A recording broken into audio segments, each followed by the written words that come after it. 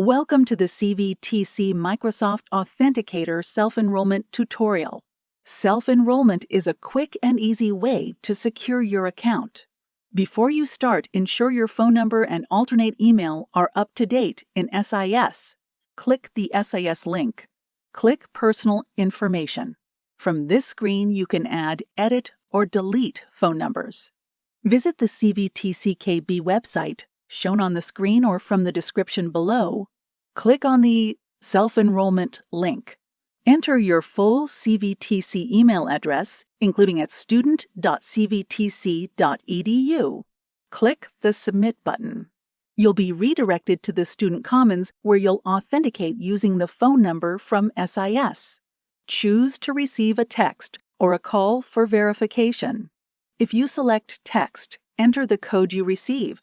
If you select Call Me, simply answer the call and follow the prompts.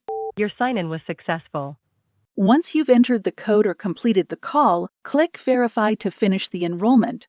To set up the Microsoft Authenticator app on a smart device, follow the instructions provided on the website shown on the screen or from the description below